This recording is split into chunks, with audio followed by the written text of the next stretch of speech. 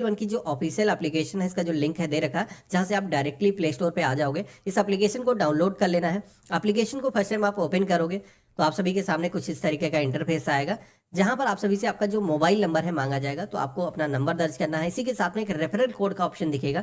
तो in case यहाँ पर रेफरल कोड पहले से नहीं है तो आपको यहाँ पर स्क्रीन पर मैंने दिखा रखा, इसे दर्ज करना है और कंटिन्यू के ऑप्शन पे क्लिक करना है। तो जैसे हमने कंटिन्यू के ऑप्शन पे क्लिक किया है, अभी यहाँ पर हमें नेम दर्ज करने के लिए बोला जाएगा। तो जो भी नेम आपके आधार कार्ड पर, पैन कार्ड पर है, सेम वैसे ही आपको दर्ज करना है और कंटिन्यू के ऑप्शन पे क्लिक करना है। अब इसके बाद में अगली बारी आएगी जहां पर आपको अपना जो ईमेल वेरिफिकेशन है वो भी करना है, जिसमें कि आप चाहो तो गूगल साइन इन का इस्तेमाल कर सकते हो। अगर आपकी जो ईमेल आईडी है, इसी फोन के अंदर जीमेल आईडी आपकी लॉगिन है, तो यहाँ पर इस ऑप्शन पे क्लिक कर सकते हो। या फिर अगर आपको कोई डिफरेंट ईमेल आईडी इंटर करना है जो यहाँ पर लॉगिन नहीं, तो मैनुअली का भी ऑप्शन मिलता है।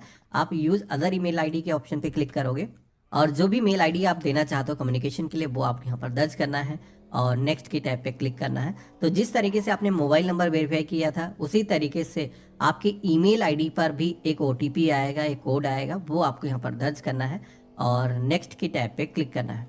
अब बारी आएगी केवाईसी की। सबसे पहले तो आपको अपना जो पैन नंबर है वो यहाँ पर दर्ज करना है और प्रोसीड टू डिजी लॉकर के ऑप्शन पे क्लिक करना है। अगला जो पेज आएगा जहां पर आपको अपना जो आधार नंबर है 12 डिजिट का, वो आपको यहाँ पर इंटर करना है और नेक्स्ट की टैब पे क्लिक करना है। तो अब आपके आधार कार्ड से जो भी आपका मोबाइल नंबर लिंक होगा उस पर भी वेरिफिकेशन के लिए एक ओटीपी आएगा, दर्ज करेंगे और सबमिट के ऑप्शन पे क्लिक करेंगे। अब सबमिट करने के बाद में एक 6 डिजिट का सिक्योरिटी पिन यहाँ पर दर्ज करने का ऑप्शन आएगा। ये जो सिक्योरिटी पिन है, अगर आपने इससे पहले कभी भी डिजी लॉकर एप्लीकेशन यूज़ किया है तो उसका जो भी आपने पिन बनाया होगा वो आपको दर्ज करना है। इन केस आप भूल चुके हो, काफ़ी दिन हो चुके हैं, आपको याद नहीं है, तो यहाँ पर फॉरगेट माई पिन का ऑप्शन मिलता है, इस पर क्लिक करोगे। यहाँ पर आपको अपनी जो डेट ऑफ बर्थ है, डेट, मंथ और ईयर दर्ज करना है और यहाँ पर आप अपनी मर्जी का जो नया पिन कोड है वो आप सेट कर पाओगे और इसके बाद में आपको यहाँ पर डन के ऑप्शन पे क्लिक करना है। अब जैसे हमने इतना किया है तो यहाँ पर डिजी लॉकर के अंदर हम एक्सेस हो चुके हैं, जहाँ पर डिजिटल तरीके से जो डॉक्यूमेंट है वो हमें साझा करना है, जिसमें कि आधार कार्ड यहाँ पर ज़रूरी है शेयर करना। इस ऑप्शन पे हम क्लिक करेंगे। पर्पस क्या है, किस वजह से हम शेयर कर रहे हैं, तो केवाईसी हम कर रहे हैं, तो नो योर कस्टमर ये वाला जो ऑप्शन है हम सेलेक्ट करेंगे और यहाँ पर हम अलाउ के ऑप्शन पे क्लिक करेंगे और कंटिन्यू के ऑप्शन पे क्लिक करेंगे। तो यहाँ पर हमारा जो आधार का जो डेटा है वो डिजिटल तरीके से गवर्नमेंट के पोर्टल से एंजल वन जो एप्लीकेशन है उसके अंदर फेच होकर के आ जाएगा। केवाईसी प्रोसेस कंप्लीटेड, कुछ इस तरीके का मैसेज आएगा। अब इसके बाद में अगला स्टेप आता है जहाँ पर आप सभी को अपना जो बैंक अकाउंट नंबर है, जो भी आप इस डीमेट अकाउंट के साथ में जोड़ना चाहते हो, उसका जो अकाउंट नंबर है वो यहाँ पर आपको इंटर करना है और इसी के साथ में बैंक का जो आईएफएसओ कोड होता है वो भी यहाँ पर दर्ज करना है। हालांकि आईएफएसओ कोड अगर आपको नहीं पता है, वैसे तो आपके पासबुक पर अगर आप देखोगे, चेकबुक पर अगर आप देखोगे तो उस पर प्रिंटेड मिल जाएगा। नहीं मिलता है, डोंट नो आईएफएसओ कोड के ऑप्शन पे क्लिक करके निकाल सकते हो। हमने अपने बैंक का जो आईएफएसओ कोड है वो दर्ज किया है और इसके बाद में कंटिन्यू के ऑप्शन पे क्लिक करेंगे तो बैंक अकाउंट की जो डिटेल है वो यहाँ पर जुड़ चुका है। अब बारी आती है सेल्फी वेरिफिकेशन की। ओपन कैमरा के ऑप्शन पे क्लिक करना है। अब यहाँ पर एक सर्कल आएगा जिसके अंदर आपको अपना जो चेहरा है कुछ इस तरीके से रखना है और कोई सन ग्लासेस या फिर फेस मास्क आपने ना वेयर कर रखा हो और इसके बाद में आपको अपनी जो आंखें हैं यहाँ पर 1-2 बार ब्लिंक करना है और कैप्चर के ऑप्शन पे क्लिक करना है। तो इस तरीके से फोटो हमारी कैप्चर हो चुकी है और सबमिट के ऑप्शन पे क्लिक करना है। अब इसके बाद में अगला स्टेप आता है जहां पर सिग्नेचर आपको यहाँ पर करना है और ये काम डिजिटल तरीके से सारी चीज़ें आज की डेट में हो जाती हैं, पहले फिजिकली आपको अपलोड करने की ज़रूरत होती थी। तो यहाँ पर ड्रॉ योर सिग्नेचर के ऑप्शन पे क्लिक करना है। अब जैसे आप पेन से सिग्नेचर करते हो वैसे ही आपको अपने जो सिग्नेचर है अपनी उंगली से यहाँ पर कुछ इस तरीके से ड्रॉ करके करना है। हो सकता है आप पहली बार कर रहे हो तो उतना परफेक्ट ना आए, तो यहाँ पर रीटेक ले सकते हो। इरेज आल का ऑप्शन मिलता है, तो इरेज करके दोबारा से आप ट्राई कर सकते हो। जब बेस्ट सिग्नेचर आ जाए तब आपको यहाँ पर सबमिट के ऑप्शन पे क्लिक करना है। तो नेक्स्ट स्टेप आता है जहाँ पर फ्यूचर एंड ऑप्शन की जो सर्विसेज हैं उनको इनेबल करने के यहाँ पर बोला जाता है। अगर आप एफ&ओ सर्विस यूज नहीं करना चाहते हो तो आप स्किप भी कर सकते हो। हालांकि अभी में ये जो सर्विसेज हैं फ्री के अंदर एक्टिवेट हो जाएंगे पूरी तरीके से। डीमेट अकाउंट के अंदर, ट्रेडिंग अकाउंट के अंदर जो भी सर्विसेज होना चाहिए वो अगर आप इनेबल करना चाहते हो तो आपको प्रोसीड के ऑप्शन पे क्लिक करना है। जैसे हमने प्रोसीड के ऑप्शन पे क्लिक किया है तो जैसे कि उस पेज पर बताया गया था कि डिजिटल तरीके से आपको अपना जो बैंक स्टेटमेंट है वो यहाँ पर साझा करना है। मेरे केस में जैसे कि एक ओटीपी मेरे फोन पर सेंड किया गया है तो वो यहाँ पर दर्ज करेंगे और वेरीफाई ओटीपी के ऑप्शन पे क्लिक करेंगे।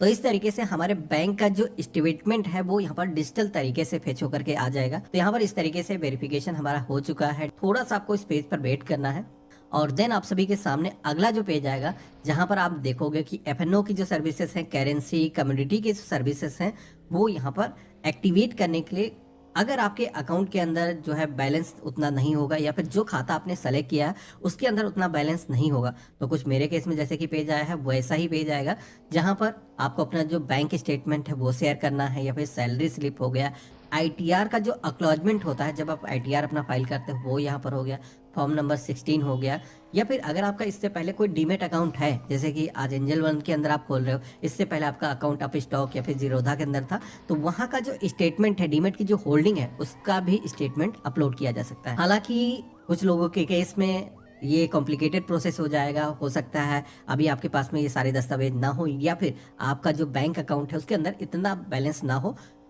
तो आप उस केस में चाहो तो डू इट लेटर कर सकते हो, यानी कि एफएनओ की जो सर्विसेज हैं, कम्युनिटी की जो सर्विसेज हैं वो हम कभी बाद में भी एक्टिवेट कर सकते हैं। तो हम इस ऑप्शन पे क्लिक कर देंगे।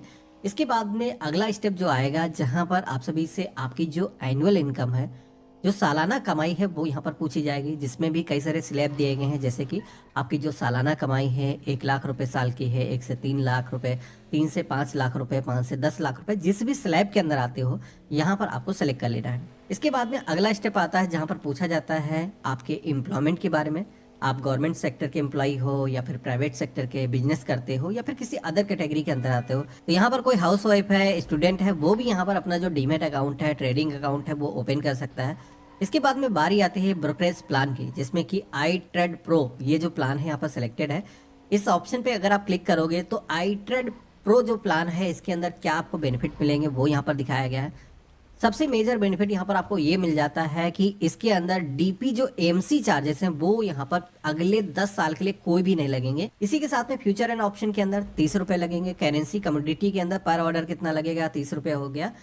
एमटीएफ की जो सर्विस है वो अगर आप यूज करते हो तो इसके अंदर 12.99% का जो इंटरेस्ट है वो लगेगा। वन टाइम फीस यहाँ पर लगेगी 299 रुपीज के 10 साल आगे बिना कोई चार्जेस के इसको यूज करने के लिए। हालांकि ब्रोकरेज तो लगेगी जो भी आप ऑर्डर लगाओगे, जो एनुअल चार्जेस लगते हैं वो यहाँ पर नहीं लगेंगे। तो ये प्लान काफी आज के टाइम में ट्रेंडिंग है, हम इसे ही सेलेक्ट करेंगे। हालांकि अगर आप कोई डिफरेंट प्लान सेलेक्ट करना चाहो तो बाद में भी आप चेंज कर सकते हो। इसके अलावा फंड स्टेटमेंट फ्रीक्वेंसी का एक ऑप्शन मिलता है जहां पर 90 डेज पहले से सेलेक्ट है। ये जो ऑप्शन है इस पर अगर आप टैप करोगे तो यहाँ पर 3 तरीके के ऑप्शन आएंगे, जिसमें कि यहाँ पर आप सभी का जो भी ट्रेडिंग करोगे इस ट्रेडिंग अकाउंट के अंदर, इन केस आपका कोई भी ऐसा अमाउंट बचता है जो भी यूज नहीं हो पाता है तो यहाँ पर आप 90 डेज अगर सेट कर दोगे तो हर क्वार्टर के अंदर अगर आपका कोई भी ऐसा फंड है जो यूज नहीं हुआ है तो आपके सेविंग अकाउंट के अंदर रिवर्स हो जाएगा।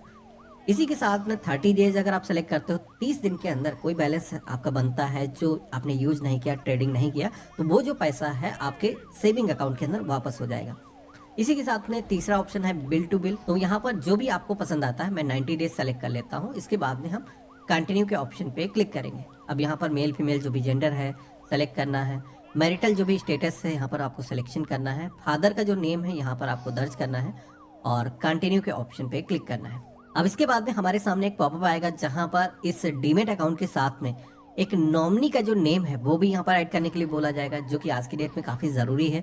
एंजल वन ने अभी एक नई फीचर लाया है जिसके अंदर एक साथ के अंदर 3 नॉमिनी आप जोड़ सकते हो। तो अगर आप स्प्लिट करना चाहो, पहले से आप शेयर डिवाइड करना चाहो कि जैसे कि मेरा जो फंड है 2 लोगों में डिवाइड हो जाए, 50% मम्मी को मिल जाए, 50% हमारी वाइफ को मिल जाए, तो इस तरीके से 2 नॉमिनी भी यहाँ पर ऐड कर सकते हो। हालांकि नॉमिनी की जो सर्विस है ऑप्शनल है, आप कभी भी बाद में भी ऐड कर सकते हो। ऑप्ट आउट का भी यहाँ पर ऑप्शन दिया जाता है, तो अगर आपने अभी डिसाइड नहीं किया है तो आप बाद में भी ऐड कर सकते हो। हमने इस पर क्लिक किया है। अब हमारे सामने जो फॉर्म है उसका एक समरी पेज आ जाएगा जहां पर आप देखोगे कि अभी तक इस फॉर्म के अंदर जो भी डिटेल आपने डिजिटल तरीके से फिल करी है वो इस फॉर्म के अंदर एक PDF प्रिंट आउट के तरीके से आ जाती है, जिसके अंदर सारी डिटेल आपको यहाँ पर देखने को मिल जाएंगी। तो आपको यहाँ पर क्या करना है, प्रोसीड टू ई साइन के ऑप्शन पे क्लिक करके ये जो एप्लीकेशन फॉर्म है वो शेयर करना है। तो हमने इस पे क्लिक किया है। अब यहाँ पर हमें अपना जो आधार नंबर है दर्ज करना है और सेंड ओटीपी के ऑप्शन पे क्लिक करना है। तो आपके आधार कार्ड से जो भी मोबाइल नंबर लिंक होगा उस पर एक ओटीपी जाएगा, दर्ज करेंगे और सबमिट की टैब पे क्लिक करेंगे। तो इस तरीके से हमने जो एप्लीकेशन है वो सफलतापूर्वक रजिस्टर कर दी है। एक नया ट्रेडिंग अकाउंट, डीमैट अकाउंट को ओपन करने का जो प्रोसेस है वो हमारी तरफ से कंप्लीट हो चुका है। यहाँ पर एक बार इंटरनल एंजल वन की जो टीम है इसको वेरीफाई करेगी। जो भी हमने डिटेल एंटर करी है, जो भी हमने यहाँ पर अपना जो आईडी वगैरह शेयर किया है, उसके बिहाफ पर एक बार वेरिफिकेशन होगा और देन हमारा जो डीमैट अकाउंट है एक्टिवेट हो जाएगा। इस प्रोसेस के अंदर वैसे तो एंजल वन की तरफ से कहा जाता है 1 वर्किंग डेज लगता है, लेकिन मैंने एक चीज फील किया है, अगर सुबह 10 बजे से लेकर के 6 बजे के बीच में अगर आप अपना अकाउंट ओपन करते हो तो मोस्टली जो अकाउंट है सेम डे ही एक्टिवेट हो जाते हैं। तो यहाँ पर ट्रैक एप्लीकेशन स्टेटस का ऑप्शन मिलेगा, जिसपे क्लिक करके वर्तमान आपका जो स्टेटस है आप यहाँ पर जान सकते हो। जैसे हमारा जो अकाउंट है एक्टिवेट होगा तो इसी एप्लीकेशन के अंदर दोबारा से हम कभी भी आ करके अपना जो अकाउंट है उसको लॉगिन करके एक्सेस कर सकते हैं। हम यहाँ पर ट्रेडिंग कर सकते हैं। तो यहाँ पर उसी तरीके से अपना मोबाइल नंबर दर्ज करना है, नेक्स्ट करना है, अलाउ करना है। और पहले यहाँ पर जैसे कि अकाउंट को ओपन करने का प्रोसेस आ रहा था, अभी आप देखोगे कि अकाउंट तो हमारा ओपन हो चुका है। यहाँ पर एक पिन सेट करने के लिए बोला जाएगा, पिन यहाँ पर आपको दर्ज करना है। तो इस तरीके से आप देखोगे हमारा जो डीमैट अकाउंट है वो सफलतापूर्वक एक्टिवेट हो चुका है। अब हमें कोई भी शेयर्स बाय करने हैं, यहाँ पर हम शेयर्स को बाय कर सकते हैं। एफएनओ के अंदर ट्रेडिंग करना है या फिर हमें म्यूचुअल फंड के अंदर इन्वेस्ट करना है, एसआईपी करना है, तो इस तरीके के सारे ही ऑप्शन मिल जाते हैं। आप किसी भी